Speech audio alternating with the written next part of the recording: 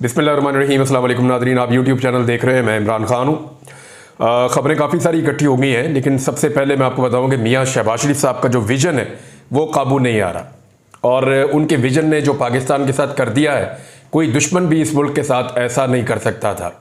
सिर्फ अपने केसेस ख़त्म करने के लिए, अपने ख़ानदान की दौलत को बचाने के लिए और इक़्तिदार में वापस आने के लिए जिस किस्म की कंप्रोमाइज़ और जिस किस्म की पॉलिसीज़ ये इस मुल्क में लेकर आए और जैसे पाकिस्तान की आवाम के मैंडेट का मजाक उड़ाया गया, कॉन्फिडेंस ख़त्म हो गया और जैसी पॉलिसीज़ इन्होंने लाकर मुसल्लत की इस मुल्क के ऊपर, उनके नतीजे में या उनके विजन के नतीजे में इस वक्त पाकिस्तान कहाँ पहुँच गया है, ये एक ख़बर मैं आपको दिखाता हूँ। सबसे पहले आप ये ज़रा एक मवाजना देख लें।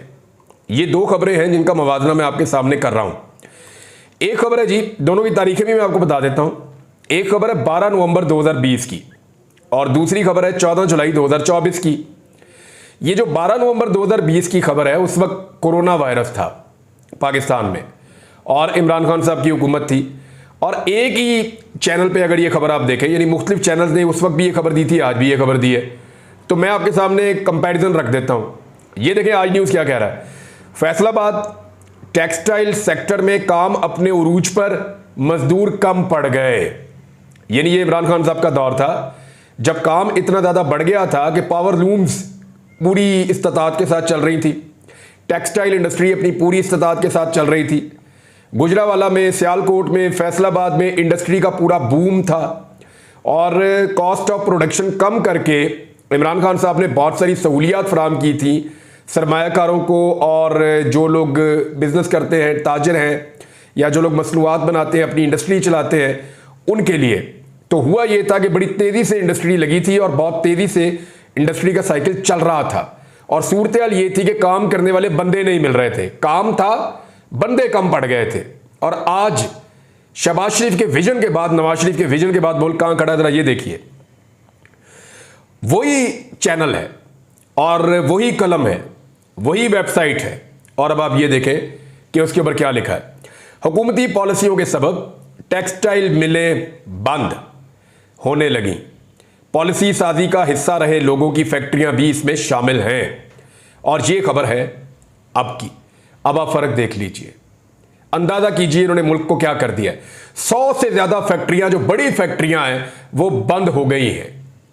100 से ज्यादा बड़ी फैक्ट्रियां बंद हो गई हैं, बहुत सारे छोटे यूनिट बंद हो गए हैं, 1.5 से 2 लाख मजदूर मजीद बेरोजगार हो गए हैं। और यह कहानी है सिर्फ फैसलाबाद की। सितारा टेक्सटाइल मिल, आप जानते हो कि बहुत बड़ा नाम है पाकिस्तान में। ये 1956 में बनी थी और ये अब तक ऐसे बंद नहीं हुई, लेकिन मियां साहब का विजन इतना ज्यादा है कि इन्होंने उसको भी बंद करवा दिया। और बहुत सारे ऐसे लोगों की फैक्ट्रियां उन्हें बंद करनी पड़ गई जो लोग माजी में पॉलिसियां बनाने के अंदर अपना रोल प्ले करते रहे हैं। और ये कॉस्ट ऑफ प्रोडक्शन बढ़ गई, यानी बिजली की कीमत बहुत बढ़ गई, गैस की कीमत बहुत बढ़ गई, रॉ मटेरियल की कीमत बहुत बढ़ गई। इन्होंने इंपोर्ट्स के ऊपर पाबंदियां लगा दी, हर चीज को काबू और कंट्रोल कर लिया। तो इंडस्ट्री चलेगी कैसे? और जो इंडस्ट्री नई आई थी, जो तेजी से चल रही थी, जिस पे खर्चा नहीं हो रहा था, आईटी की इंडस्ट्री, उसके साथ इन्होंने क्या किया वो मैं आपको बाद में बताता हूं। उस पर खबर आई बड़ी अजीबोगरीब किस्म की, उनकी मिनिस्टर ने जो स्टेटमेंट दिया वो मैं आपको बाद में बताता हूं। लेकिन पहले आप ये देखें कि 100 के करीब फैक्ट्रियां, 100 से ज्यादा फैक्ट्रियां वो बंद हो गई हैं और कॉस्ट ऑफ प्रोडक्शन बहुत ज्यादा बढ़ गई है। और ये कारनामा किया है शहबाज शरीफ साहब की हुकूमत ने और इससे बेरोजगारी फैल रही है।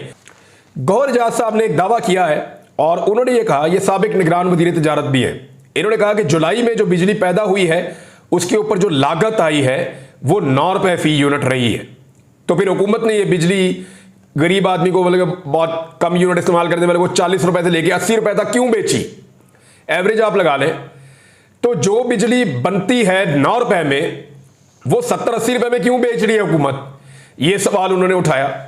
अच्छा, उन्होंने सिर्फ सवाल नहीं उठाया, उन्होंने आदादो शुमार भी शेयर किए हैं। डॉक्टर गौहर एजाज ने ट्वीट करते हुए कहा कि जुलाई में बिजली की कुल पैदावार 20,000 मेगावाट थी, जिसमें से 35% बिजली यानी 7,000 मेगावाट के करीब बिजली जो है वो पानी से पैदा की गई, जो कि बहुत कम कॉस्ट होती है, बहुत ही कम होती है। उन्होंने कहा कि जुलाई में बिजली की पैदावारी लागत 9 रुपए 3 पैसे फी यूनिट रही है। जब ईंधन की कीमत 9 रुपए 3 पैसे फी यूनिट है तो बिल कैसे 40, 60 या 80 रुपए फी यूनिट तक पहुंच गया? यह सवाल उन्होंने पूछा। उन्होंने कहा जी पाकिस्तान के पास 43,000 मेगावाट से ज्यादा बिजली पैदा करने की सलाहियत है। लेकिन मामला क्या है, अब जरा आप गौर कीजिएगा। वो ये कह रहे हैं कि जुलाई के महीने में जो बिजली हमने पैदा की है, वो बिजली पैदा हुई है 9.03 ₹9.03 फी यूनिट, इतने में बिजली पैदा किया 1 यूनिट। जो कॉस्ट पड़ी है सारी बिजली में ला लेना आप, वो ऐसे नहीं निकलती कॉस्ट। वो ये देखते हैं कि पानी से कितनी बिजली बनी, सोलर से कितनी बिजली बनी, उसके बाद जो दूसरे ज़राए हैं उनसे कितनी बिजली बनी, जो IPPs हैं उन्होंने कितनी बिजली बनाई, वो फिर जो सारी बिजली बनती है उसकी कॉस्ट को वो चेक करते हैं। तो जो एवरेज निकली है वो ₹9.03 निकली है। हुकूमत अगर ₹15 का भी यूनिट बेचती तो हुकूमत को ₹6 का मुनाफा हो जाता।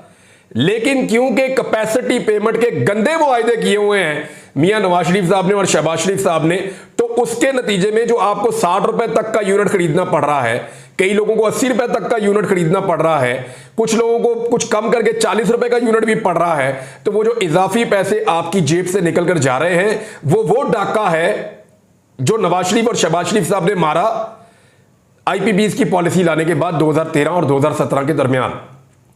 ये किया इन्होंने आपके साथ। यानी गौर एजाज साहब ये कह रहे हैं कि ₹9.03 का 1 यूनिट बिजली का बना है जुलाई के महीने में, लेकिन जो जुलाई के आपको बिल आ रहे हैं वो ₹40 से ₹80 तक का आपको यूनिट पड़ रहा है। फिर इसके ऊपर टैक्सीज आपको पड़ते हैं, बहुत सारी चीजें और आपके ऊपर डाल दी जाती हैं, इजाफी बोझ।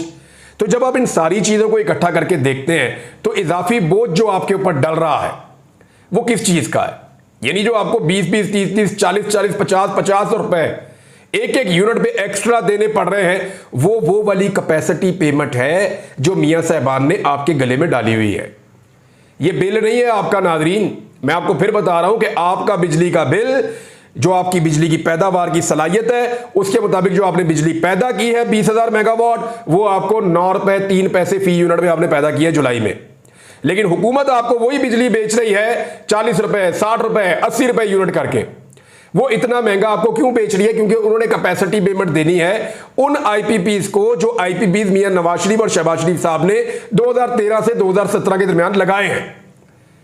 और वही वो IPPs है जिन्होंने पाकिस्तान का खून निचोड़ा है। 1994 वाले IPPs मैंने आपको कल बताया था, या 2002 के बाद लगने वाले IPPs, उन IPPs को अगर आप जीरो भी कर देना उनकी कैपेसिटी पेमेंट्स को और उनको काबू कर लें आप, तो आपको फर्क पड़ता है ₹1.40 के करीब। बाकी सारी कैपेसिटी पेमेंट आपको पड़ती है जो मियां नवाज शरीफ साहब ने डाली है आपके ऊपर। ये तो आप शुक्र करें और शुक्रिया अदा करें जाके इमरान खान का, जिसने इसको ₹148 पे बहुत सारे प्रोजेक्ट को फिक्स कर दिया था। खासतौर पे जब वो चीन से बात कर रहे थे ये ₹148 पे इसको फिक्स करें, वरना आज आपको ₹280 देने पड़ रहे होते एक यूनिट के पीछे कैपेसिटी पेमेंट की मद में, क्योंकि उन्होंने डॉलर रेट पे फिक्स किया हुआ था। पता नहीं बाप का पैसा था या लूट का माल था कि इस किस्म के इन्होंने मुआहदे किए इस मुल्क में। ये है कौमी सलामती का मसला। वो नहीं है कि रऊफ हसन ने फलां अंग्रेज सहाफी से बात कर ली और रऊफ हसन ने फलां इंडियन सहाफी से बात कर ली। वो करण थापड़ कौन है? वो इंडियन गवर्नमेंट भी उससे खुश नहीं होती। उसके पाकिस्तान के कई उसने हुक्मरानों के इंटरव्यू किए हुए हैं पहले। करण थापड़ के बारे में नवाज शरीफ से आप पूछ लें वो कौन है। लेकिन इस वक्त एक प्रोपेगेंडा चलाया जा रहा है पाकिस्तान के टेलीविजन चैनल के ऊपर कि क्योंकि करण थापड़ के साथ व्हाट्सएप पे गुफ्तगू हुई है रऊफ हसन साहब की, लिहाजा ये गद्दारी है और ये इंडिया के साथ मिलकर पाकिस्तान को तोड़ने की या पाकिस्तान को पता नहीं क्या करने की या डिस्टेबलाइज करने की एक साजिश है। और भाई एक जो इंफॉर्मेशन सेक्रेटरी एक पार्टी का या तर्जुमान है, वो अगर सहाफियों से राब्ता नहीं करेगा तो किससे करेगा?